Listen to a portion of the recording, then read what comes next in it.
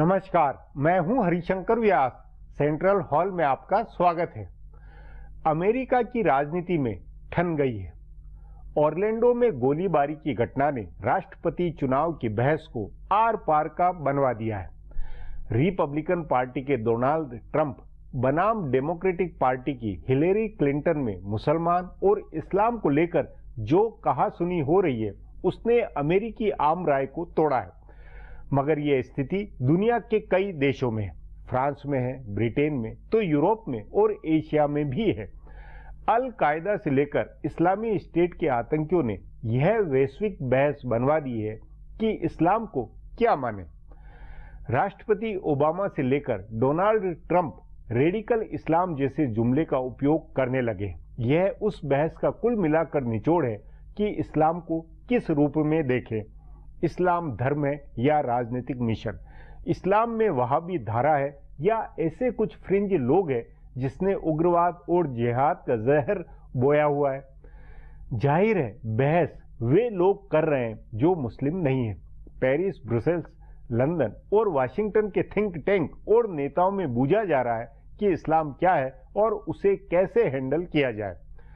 कई लोगों का मानना है कि डोनाल्ड ट्रंप पागल है, वे वैसे ही उग्रवादी है जैसे इस्लामी स्टेट के लड़ाके। ठीक विपरीत कईयों का कहना है कि डोनाल्ड ट्रंप की बेबाकी इस्लाम की सच्ची पहचान है। ट्रंप के कारण पश्चिम में इस्लाम के प्रति सोच दो टूक बनेगी। वे जो आज कह रहे हैं वैसा ही दुनिया बाद में सोचेगी। यदि ट्रंप अमेरिका के राष्ट्रपति बन गए तो मुस्लिम समाज और इस्लाम के प्रति सोच में बुनियादी फर्क आएगा। सो कोई माने या न माने, आज की हकीकत है कि दुनिया के सिरमौर देश अमेरिका में इस्लाम के मतलब को लेकर बुनियादी बहस है। अमेरिका में जो तय होगा उससे फिर इस्लाम धर्म की व्याख्या और उसके प्रति नजरिए की रीति नीति बनेगी। आज इस पर चर्चा है, मगर उससे पहले गपशप और खास सुर्खियां। शुरुआत सियासी गपशप से करते हैं।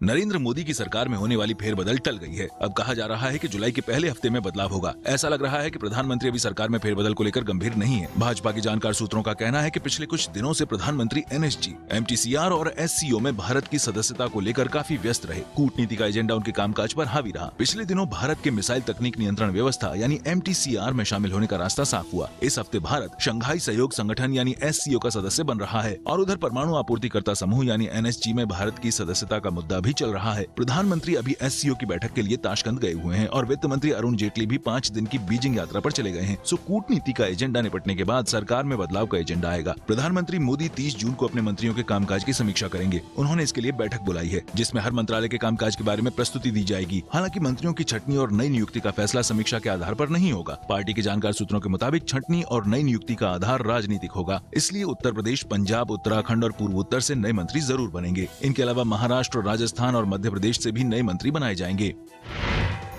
भाजपा के नेता और राज्यसभा के मनोनीत कोटे के सांसद सुब्रमण्यम स्वामी क्या नरेंद्र मोदी की सरकार में मंत्री बनेंगे? यह लाख टके का सवाल है। भाजपा के कई नेता मान रहे हैं कि स्वामी को राज्यसभा भेजकर नरेंद्र मोदी ने जो जोखिम लिया है उसका अगला मुकाम यह है कि उनको मंत्री बनाया जाए। यह भी माना जा रहा है कि स्वामी को चुप कराने का एकमात्र तरीका भी यही है कि उनको मंत्री बनाकर किसी एक विभाग का जिम्मा दिया जाए और दो टूक अंदाज में कहा जाए कि वे सरकार के कामकाज पर बयानबाजी न करें। अगर इस कयास को सही माने तो जेटली को किनारे करने के लिए मोदी की शह पर स्वामी हमले कर रहे हैं, तब भी उनके मंत्री बनने की संभावना दिखती है। वैसे अरुण जेटली ने सार्वजनिक रूप से उन्हें अनुशासन में रहने की सलाह दी। उन्होंने कहा है कि नेताओं को अनुशासन नहीं तोड़ना चाहिए। रघुराम राजन और अब अरविंद सुब्रमण्यम के खिलाफ बयान देकर स्वामी ने सरकार को बहुत मुश्किल में डाला है। इससे विश्व बाजार में भी भारत की छवि प्रभावित हुई है। पर मुश्किल यह है कि स्वामी अगर मंत्री बनते हैं तो सरकार उनको अपना पसंदीदा विभाग कैसे देगी? उन्होंने अपना निशाना तो वित्त मंत्रालय को बनाया है, लेकिन कहा जा रहा है कि उनकी नजर कानून मंत्रालय पर है। पर मोदी उन्हें यह मंत्रालय नहीं दे सकते हैं। सो अगर उन्हें मंत्री बनाने का फैसला हुआ भी तो मंत्रालय को लेकर अलग ठनेगी।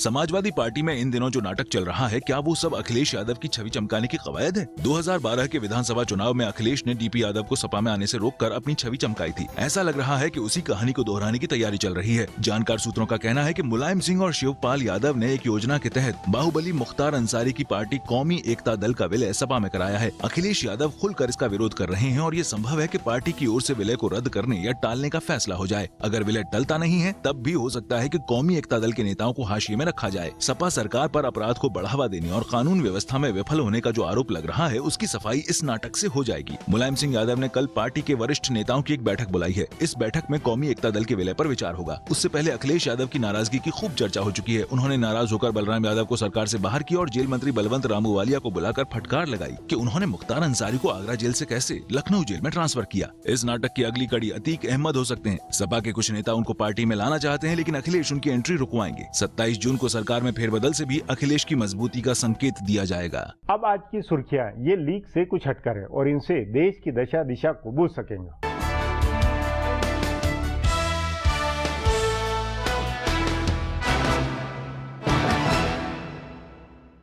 दक्षिण कोरिया की राजधानी सोल में आज शुरू हुई परमाणु आपूर्तिकर्ता समूह की बैठक में भारत की सदस्यता का मुद्दा उठा। जानकार सूत्रों के मुताबिक बैठक के पहले दिन भारत को एनएसजी का सदस्य बनाने का मुद्दा उठा और बाद में आज रात होने वाली बैठक में इस पर फिर से चर्चा हो सकती है। भारत के पक्ष में माहौल बनाने के लिए विदेश सचिव एस जयशंकर सोल में मौजूद हैं। दूसरी ओर प्रधानमंत्री नरेंद्र मोदी ने ताशकंद में चीन के राष्ट्रपति शी जिनपिंग से भारत का समर्थन करने की अपील की। प्रधानमंत्री मोदी शंघाई सहयोग सम्मेलन में हिस्सा लेने के लिए ताशकंद के 2 दिन के दौरे पर गए हैं। सम्मेलन से इतर उन्होंने आज चीनी राष्ट्रपति से 2 पक्षीय बातचीत की, जिसमें उन्होंने एनएसजी में भारत की सदस्यता का समर्थन करने को कहा। गौरतलब है कि चीन एनपीटी देशों को एनएसजी में नहीं शामिल करने के सिद्धांत के आधार पर भारत का विरोध कर रहा है। वित्त मंत्रालय के मुख्य आर्थिक सलाहकार अरविंद सुब्रमण्यम पर भारत के खिलाफ काम करने का आरोप लगाने और उनको हटाने की मांग करने के एक दिन बाद सुब्रमण्यम स्वामी अपनी मांग से पीछे हट गए हैं। सुब्रमण्यम के समर्थन में पार्टी और सरकार दोनों के उतरने के बाद स्वामी ने उनको हटाने की अपनी मांग वापस ले ली। हालांकि आज उन्होंने भी सुब्रमण्यम को निशाना बनाया। स्वामी ने ट्वीट करके सवालिया लहजे में कहा कि एक व्यक्ति जो भारतीय हो और जिसे देशभक्त कहा जाता हो, वो कैसे किसी दूसरे देश को भारत के खिलाफ कार्रवाई के लिए कह सकता है। उन्होंने कहा कि अगर ऐसा कहने के लिए सुब्रमण्यम को माफ किया जा सकता है तो वे उन्हें हटाने की अपनी मांग वापस लेते हैं। गौरतलब है कि स्वामी ने कल कहा था कि सुब्रमण्यम ने 2013 में अमेरिका में रहते हुए अमेरिकी प्रशासन को सुझाव दिया था कि वो अमेरिकी फार्मा उद्योग को नुकसान पहुंचा रहा है और इसके लिए भारत पर कार्रवाई करना चाहिए। स्वामी ने यह आरोप भी लगाया कि सुब्रमण्यम की सलाह पर कांग्रेस पार्टी जीएसटी की शर्तों पर अड़ी रही। उत्तर प्रदेश के मुख्यमंत्री अखिलेश यादव ने कौमी एकता दल के समाजवादी पार्टी में विलय पर अपनी नाराजगी के बारे में सफाई दी है। उन्होंने कहा है कि वे नाराज नहीं हैं और विलय का मामला सपा का अंदरूनी मामला है। उन्होंने ये भी कहा कि इस बारे में पार्टी जो भी फैसला करेगी वो सबको मंजूर होगा। उन्होंने कहा कि मीडिया ने उनकी नाराजगी की खबर को बेवजह तूल दिया। गौरतलब है कि बाहुबली मुख्तार अंसारी की पार्टी के सपा में विलय से अखिलेश के नाराज होने की खबर आई थी और कहा जा रहा था कि इस नाराजगी की वजह से उन्होंने वरिष्ठ मंत्री बलराम यादव को सरकार से बाहर किया। इस बारे में मुलायम सिंह ने कल एक मीटिंग बुलाई है। बहुजन समाज पार्टी के प्रदेश अध्यक्ष और विधानसभा में नेता प्रतिपक्ष रहे स्वामी प्रसाद मौर्य बहुत जल्दी समाजवादी पार्टी में शामिल हो सकती हैं। समाजवादी पार्टी के प्रदेश अध्यक्ष और राज्य के मुख्यमंत्री अखिलेश यादव ने इस बात के संकेत दिए हैं कि मौर्य उनकी पार्टी में शामिल हो सकती हैं। आज कैबिनेट की एक बैठक के बाद अखिलेश ने जमकर मौर्य की तारीफ की। उन्होंने कहा कि मौर्य एक अच्छे व्यक्ति और अच्छे नेता हैं, लेकिन वे गलत पार्टी में थे। अखिलेश ने कहा कि ये अच्छी बात है कि मौर्य ने बसपा छोड़ दी। मुख्यमंत्री ने कहा कि उनके मौर्य से बहुत अच्छे संबंध हैं और ये भी जानते हैं। अखिलेश ने उनको एक मजबूत नेता बताया। कहा जा रहा है कि 27 जून को अखिलेश मंत्रिमंडल में होने वाली फेरबदल में उनको मंत्री बनाया जा सकता है। फिलहाल अब एक ब्रेक के फिर खुलासा होगा।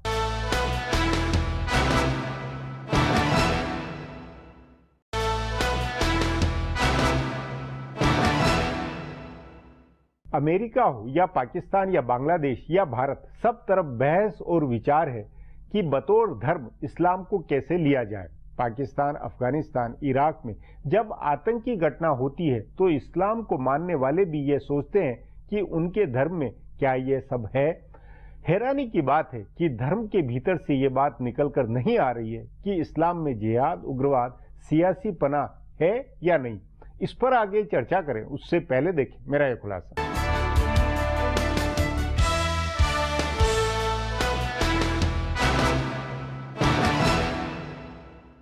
अमेरिका पर 1.5 दशक पहले हुए आतंकी हमले जैसा बड़ा हमला नहीं हुआ है, लेकिन कैलिफोर्निया और ओरलैंडो की गोलीबारी की घटना, बांग्लादेश में रामकृष्ण मिशन मठ के आचार्य को जान से मारने की धमकी, पाकिस्तान में मशहूर कव्वाल अमजद साबरी की हत्या और भारत में उत्तर प्रदेश के कैराना से हिंदुओं के कथित पलायन की खबरों ने इस्लाम पर नए सिरे से चर्चा शुरू कराई है। इनसे पहले फ्रांस की राजधानी पेरिस और बेल्जियम की राजधानी ब्रसेल्स पर हुए आतंकवादी हमले ने भी पश्चिमी देशों को इस्लाम के बारे में नए सिरे से सोचने पर मजबूर किया था। इन घटनाओं के बाद सीरिया और इराक में इस्लामिक स्टेट की कमर तोड़ने के लिए जैसी बमबारी हुई, वह पश्चिमी देशों में बन रही सोच का संकेत है। ओरलैंडो की घटना के बाद अमेरिका में राष्ट्रपति पद के रिपब्लिकन दावेदार डोनाल्ड ट्रंप ने इस्लाम और मुसलमानों को लेकर अपनी पुरानी बातें दोहराई। वे अमेरिका में मुसलमानों के प्रवेश के खिलाफ हैं। उन्होंने आतंकवाद पर काबू पाने के लिए मदरसों पर नजर रखने की वकालत की है। इस बात के लिए उनकी बहुत कड़ी आलोचना हुई है। उनको पागल और दुनिया के लिए खतरनाक बताया जा रहा है। लेकिन हैरानी की बात है कि फ्रांस के राष्ट्रपति फ्रांसवा ओलोंद के बारे में ऐसा कोई नहीं कह रहा है। ओलोंद ने भी पेरिस पर हमले के बाद कहा था कि अब हमें इनका नाम लेने की जरूरत है। उन्होंने भी इस तरह से इस्लाम की खास जिहादी विचारधारा को लेकर सवाल उठाए थे।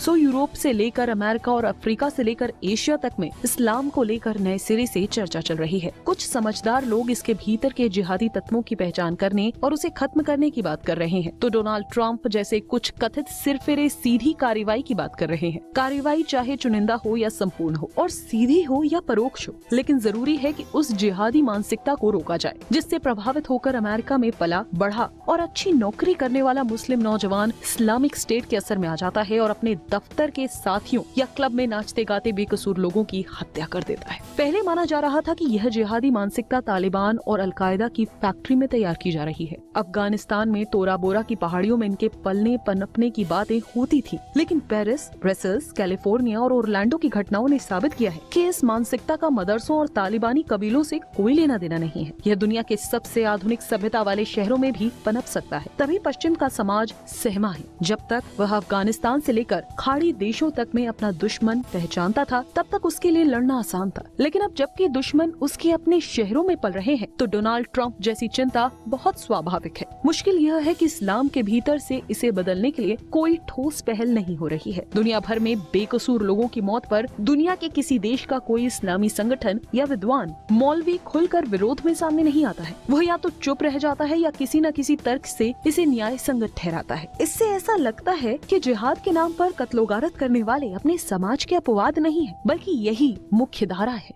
अब एक ब्रेक है, उसके बाद अमेरिका में इस्लाम पर हो रही बहस पर चर्चा करेंगे।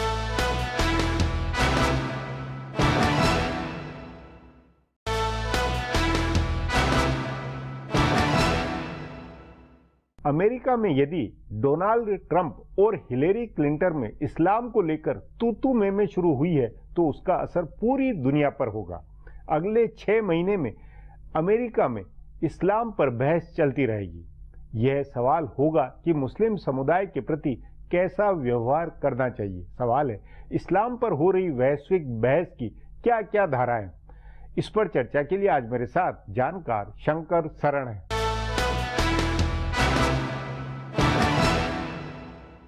शंकर जी, अमेरिका में डोनाल्ड ट्रंप और हिलेरी क्लिंटन के बीच में इस्लाम की व्याख्या को लेकर जो बहस हो रही है, और उसमें एक तरह से बिल्कुल साफ आमने सामने दोनों जिस तरह आके खड़े हुए हैं, तू में जो हो रही है, तो वो ये उससे पूरी बहस इस्लाम को लेकर किस दिशा में जाती हुई लगती है, और उसके साथ में इसको अगर पश्चिम में जो विचार हो रहा है उसके साथ सोचें तो आखिर मामला किधर जा रहा है? मुझे लगता है कि मामला सही दिशा में जा रहा है। ये 9/11 के बाद से अमेरिका में खास करके और यूरोप में, पूरी दुनिया में एक नए सिरे से इस्लाम को देखने की प्रवृत्ति चली है। एक छोटा सा स्टडी किया था इसने, सर डैनियल पाइप्स ने। उन्होंने कहा था कि एक स्टडी हुई है कि 9/11 के पहले इस्लाम के प्रति जो अमेरिकी लोगों में भाव था और उसके बाद 1 साल के बाद जो भाव है उसमें बुनियादी फर्क आया है। पहले लोग इस्लाम को बाकी सभी धर्मों की तरह मानते थे। इसके बाद से सबका ध्यान गया है कि नहीं, इस्लामी थियोलॉजी में कोई ऐसी चीज़ है जिसमें कोई उग्रवाद का तत्व, असहिष्णुता का तत्व और या जड़ता का तत्व है। इस पर न केवल यूरोपियनों में बल्कि स्वयं मुसलमानों का भी ध्यान गया है। और इस घटना ने जो चुनाव ऑरलैंडो वाली जो चुनाव ऑरलैंडो वाली चीज जो चुनाव के बीच में आ गई है, मुझे लगता है कि इसने उसी को एक नया अध्याय शुरू किया है। ये कोई नई चीज नहीं। लेकिन अगर देखा जाए तो अगर ट्रंप और हिलेरी में जो आज फर्क है, या राष्ट्रपति ओबामा जिस तरह की व्याख्या दे रहे हैं वो कर रहे हैं, तो उससे तो ये लगता है कि वो जो दो धाराएं, जो दो सोच, जो भले भारत में भी हो या वहां पे भी हो, वो दो सोच अपनी जगह है। हाँ, वो है। तो फिर 9/11 के बाद से अब तक में इस बहस में ये जो ट्विस्ट है, ये किस तरह का?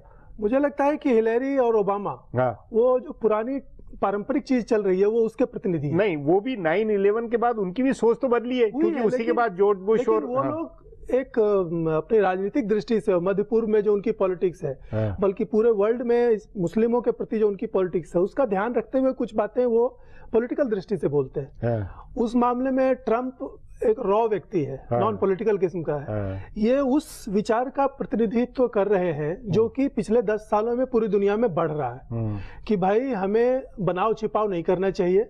अगर कोई जो हकीकत है, हाँ, उस पर ध्यान देना चाहिए। अगर ये सारे टेररिस्ट, सारे जिहादी किसी खास आइडियोलॉजी, किसी खास बुक, किसी खास तरह के मैनुअल से चलते हैं, तो उसको क्यों नहीं एनालाइज करते? और बार बार आप ये कहते हैं कि उनका गरीबी से संबंध है, या भटके हुए हैं, या वो अपने आप को एलिनिएटेड पाते हैं।